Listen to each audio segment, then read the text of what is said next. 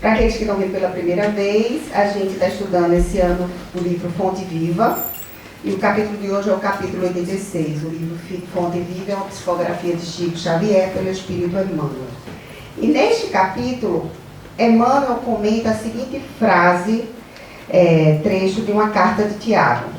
E a oração da fé salvará o doente, e o Senhor o levantará. Quando a gente fala de doença, a gente consequentemente pensa em saúde, não é? E aí eu fui fazer uma pesquisa sobre o que é saúde para a OMS, que é a Organização Mundial da Saúde. O que é que se diz hoje sobre saúde? Saúde é um estado de completo bem-estar físico, mental e social. E não apenas a ausência de doença ou enfermidade. Hoje nós ouvimos falar de vários tipos de doença, sejam elas doenças físicas, ou mentais, ou morais. E nesse evangelho de hoje, o Emmanuel faz um chamado a gente sobre a questão de como lidamos com a situação do estar doente. Ele começa dizendo para a gente que todos nós adoecemos, mas raros de nós buscamos realmente a cura. Buscamos realmente transformar, aprender com esse processo e curar a nossa alma. Ele fala também que muitas vezes nós, enquanto doentes, buscamos a medicação, mas não buscamos a causa pela qual a doença veio até nós. Isso não quer dizer que ele diz que é para a gente ficar doente e evoluir, tá? Só para já cortar esse pensamento. Mas ele diz para a gente, nos chama a atenção de quando a doença chega, algo nós temos a aprender com ela. E no lugar da gente gastar a energia da gente reclamando da doença, a gente deve buscar, curar e encontrar em nós aquilo que pode ter trazido a doença para a nossa vida. Ele fala também que muitas vezes, que na verdade, que os verdadeiros males, eles vêm do coração. Porque a nossa mente é uma fonte criadora. O nosso pensamento é energia. Consequentemente, algumas vezes a gente pode atrair a doença para a nossa vida. Seja por ideias obsessivas, seja porque a gente se prende no egoísmo, que a gente se prende na maledicência, e uma série de coisas que criam energias que vão atingir paulatinamente o nosso corpo. E aí ele fala que é mais interessante ainda que muitos de nós buscamos a cura e na primeira situação de melhora, a gente já esquece e volta para os mesmos hábitos que a gente tinha antes. Quantas vezes a gente entende, identifica a doença, os médicos sentam com a gente, conversam com a gente, explicam para a gente que a gente tem que mudar nossos comportamentos, abandonar certos vícios, aí a gente começa a se tratar, a gente se enche de força de vontade, melhorou um tantinho assim, aí a gente já volta para o que a gente fazia antes. Consequentemente, o corpo da gente adoece novamente, não é mesmo? Então, o que ele fala? Que às vezes a gente busca a ajuda dos médicos, a gente busca a ajuda dos amigos espirituais. No momento que a gente começa a ter uma resposta positiva, a gente volta para o nosso comportamento anterior e a gente volta a adoecer. Então, o processo de cura é um processo de transformação, também moral, não só transformação física. E olha como hoje a própria ciência já diz isso, que você é um ser integral. Então a gente é físico e é mente. A gente tem que cuidar da nossa essência e da nossa alma, para que a gente vença as atribulações da vida. Emmanuel também fala que a cólera e o desânimo muitas vezes fazem a gente adoecer. A indignação constante, aquela raiva constante, aquela mania que a gente tem de reclamar de tudo, de todos e de qualquer coisa. E gastar nossa energia, concentrar nossa energia nisso, faz a gente adoecer. Ele fala também que o desalento gera tristeza e desânimo. E à medida que a gente se entristece, a gente também adoece. Muitas causas de depressão hoje em dia são fruto de tristezas profundas. Mas acima de tudo, porque nós nos concentramos nela. A gente transforma toda essa energia da gente na dor. A gente observa e vive em função dela. A dor, ela vai existir em muitas situações. Seja porque a gente está se despedindo de uma pessoa que a gente ama. Seja porque a gente precisa aprender a cuidar do nosso corpo, que é um mero empréstimo, ele não é nosso. Ele é transitório. A gente pode se entristecer pelas dificuldades da vida, pelos desentendimentos com as pessoas que a gente ama.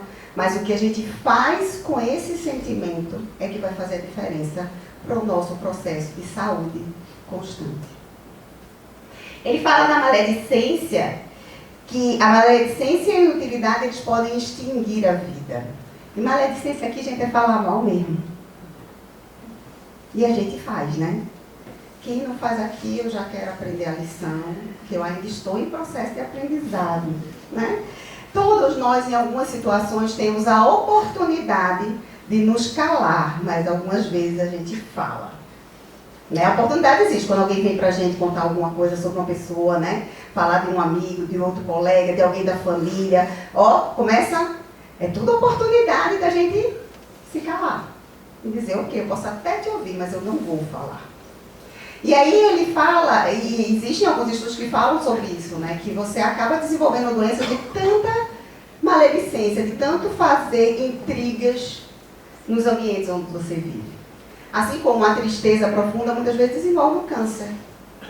Olha que louco, né? A gente fala, nossa, mas aí você está me dizendo que eu não posso ficar triste, porque senão eu vou ter um câncer. Você não pode, reconhece a tristeza, assimila, acolhe e segue. Se você fica nela, você adoece.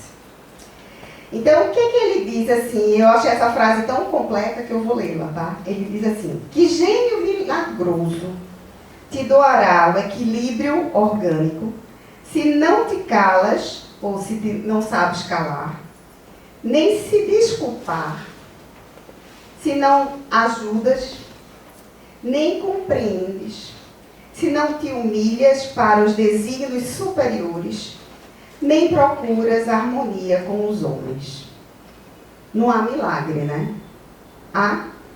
Se a gente transforma toda a nossa vida em desarmonia, como o nosso corpo vai estar em harmonia? E como a gente vai se curar? Ele diz que isso é uma espécie de suicídio indireto. E aí vamos lembrar sempre que esse corpo que a gente tem aqui hoje nos foi emprestado como um objeto de aprendizado. É a oportunidade de estarmos aqui. Como empréstimo, a gente deveria cuidar bem. Pensa assim, quando você pega um livro emprestado na biblioteca, o que a gente pede, né? Tenha cuidado com o livro, não é? Se a gente pega uma roupa emprestada, tenha cuidado com a roupa, se pode ser do devolver. Não é isso? A gente recebeu esse corpo emprestado. O quanto estamos cuidando dele? O quanto nós estamos cuidando desse lar da nossa alma? Desse instrumento que nos faz caminhar aqui para que a gente se transforme. Para que a gente aproveite essa oportunidade de evolução. Então, cuidar do corpo, que é esse presente que Deus nos deu, é uma responsabilidade que temos que ter constante, se queremos viver bem. Então, para isso, a gente precisa aprender a entender a doença que nos surge, porque algumas a gente programou antes de vir para cá. A gente pediu, a gente queria aprender alguma coisa, a gente tinha um passo a dar na evolução, a gente foi lá e pediu para viver essa experiência aqui. Né? Então, procurar sempre fazer a pergunta, o que eu tenho a aprender com esta situação? Isso serve para as doenças físicas e as doenças morais, isso serve para a nossa vida, porque todas as situações nas quais a gente passa, que nos fazem sentir dor, que nos fazem parar e pensar, por que é que eu estou aqui? A pergunta certa é, para que eu preciso viver isso? O que eu tenho a aprender com isso? Então, compreender a dor, para que a gente possa, a partir daí, assimilar a mudança que vem em decorrência dela. Porque a doença traz um aprendizado. Nem que seja a gente fazer aquela bendita transformação e ter uma vida saudável, né? Quantas vezes a gente encontra pessoas que enfrentaram uma doença difícil e quando a gente encontra aquela pessoa está cheia de vida. Por quê? Porque ela entendeu que ela está recebendo uma nova oportunidade no momento que ela se cura, porque ela entendeu que ela é responsável pelo corpo que ela recebeu e porque ela procurou se transformar como ser humano para viver melhor. Então, muitas vezes as pessoas passam por uma situação de doença e a vencem porque buscaram e tiveram fé para isso. Existem doenças que a gente vai ter que aprender a conviver com elas, porque é parte da escolha que a gente fez. Mas isso não significa que a gente vai se entregar à dor e ao desespero. Porque isso só vai potencializar a doença e vai fazer com que a gente parta mais rápido. Então, que a gente saiba entender, acolher, se autocuidar, se auto-amar, se perdoar quando houver raiva por conta dela, para que a partir do momento que a gente se perdoe, a gente consiga lidar com essa raiva e vencer cada etapa que a doença vai trazer para a gente. E aí ele também fala da importância da gente se desapegar, né? Porque quando a gente, ele diz que tudo aqui é transitório, assim como esse corpo, né? Então, no processo de cura, a gente precisa aprender a se desapegar para que a gente possa compreender a missão da doença em nossa vida e também para que a gente sempre se prepare, porque vou contar um segredo. Todos nós vamos morrer. Essa é a única certeza que a gente tem. Mas que a gente saiba viver da melhor forma. É esse o chamado que o Evangelho faz hoje. E viver da melhor forma é o buscar a harmonia em todos os aspectos da minha vida. É o buscar a paz em todos os aspectos da minha vida. Porque assim eu me preservo como ser integral. E, consequentemente, o meu corpo vai se transformar. Existem pessoas que, quando vivem a situação de doença, principalmente doenças que são definitivas, quando enfrentam um câncer, uma fase terminal, ou que enfrentam um câncer que não sabe se vão chegar à situação terminal, essas pessoas muitas vezes se transformam em verdadeiros exemplos de vida. Por quê? Porque elas têm fé e elas procuram, através da fé, da confiança, da positividade, se transformar. Elas procuram lutar pelo seu bem-estar e pela sua saúde. Que a gente possa aprender com essas pessoas a ter fé. Para encerrar, vou contar uma historinha, depois a gente vai ter um pós-palestra, a gente continua com outros pontos, que não vai caber tudo.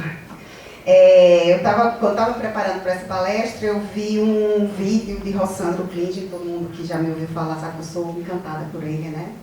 Ele não é pernambucano, ele é paraibano, mas está lá pertinho, lá de casa, né? Então, acho que tem aquela conexão. E aí ele conta uma história de um colega dele, que é médico, que quem já ouviu palestra dele já deve ter ouvido essa história, que ele uma vez, logo depois que ele terminou a residência, ele atendeu uma mulher de 26 anos, uma jovem senhora, como ele fala, que quando essa jovem mulher ela tinha 6 filhos, e quando ele examina ela, ele descobre que ela está com um câncer bastante avançado. Só que ele era recém-formado, então ele pede a ela um tempo e vai conversar com outro amigo, pede para o amigo avaliar os exames e todos chegam à conclusão de, gente, ela vai morrer. Estou resumindo. E aí, quando ele chega para contar para essa mulher, ela para e faz, doutor, espere um pouco. Deixa eu lhe dizer uma coisa. Eu fui abandonada pelo meu marido, eu tenho 6 filhos para criar e eu sou órfã. Então, eu queria lhe dizer que eu não posso morrer. Então, não sei o que o senhor vai fazer, mas o senhor tem que me curar. Né? E aí ele diz, pô, e agora o que é que eu faço? Né? Ele foi, pegou um remédio, pegou uma receita e um remédio para dor. E disseram que ela tinha que tomar 2 vezes ao dia. Porque era o que ele podia fazer. Ela não queria ver. Ela disse, eu já sei que tem alguma coisa que eu vou dizer, mas não estava disposta. Ela não queria morrer, ela não ia morrer e ele ia ter que resolver isso. Então ele passou a receita de uma medicação para dor. E ele foi embora fazer residência, ele estava vindo para São Paulo. Anos depois ele voltou e voltou naquela cidade, que era um PS, né, numa cidade assim, e quando ele chega nessa cidade ele vê a jovem senhora. E aí ele acha que ele virou médium, estava no espírito, né? E aí de repente ele vê outra pessoa conversando com aquela jovem, porque ela quando viu, doutor, né? E aí ele disse, não, você tem outra pessoa falando, ou nós dois dizem, ou é a gente que desencarnou, as duas estão desencarnadas, mas... E aí ela vem até ele e diz, doutor, eu queria lhe agradecer, o senhor me curou. E aí ele parou e disse, oxe, como, né? A pessoa estava pronta para morrer. E aí ele pede para fazer o exame e realmente o colo do útero dela estava limpo. E aí ele perguntou, o que você fez? Eu tomei o remédio que o senhor mandou. Mas doutor, o senhor pediu remédio por uns 2 meses, eu não tinha dinheiro para comprar, então eu cortei a receita em pedacinhos. O senhor dizia que eu tinha que tomar de manhã e de noite. E a cada hora que eu ia tomar, eu rezava e pedia a Deus para que ele me curasse. E eu estou aqui. Ela foi curada. Germana, não vou tomar remédio. Germana, não quer dizer isso, mas isso é um exemplo de fé. A cura é uma decisão de cada um de nós. Mesmo que muitas vezes a cura seja desencarnar. Por quê? Porque no processo de autocuidado e autoamor, a gente se prepara para a nova etapa. Seja ela neste plano ou na verdadeira vida, que é para onde todos nós vamos. Então que a gente procure ser sempre vigilante, olhar para dentro de nós mesmos e de perguntar para nós, eu estou me amando? Eu estou saudável? Ao contrário de perguntar, eu estou doente. Mas quando eu fizer a pergunta, o que eu estou sentindo agora, eu quero estar saudável ou doente? Que a gente busque sempre estar saudável e conectado com a fé divina, que nos dá toda a energia e toda a força que a gente precisa para caminhar nesse mundo. Muita paz para todos.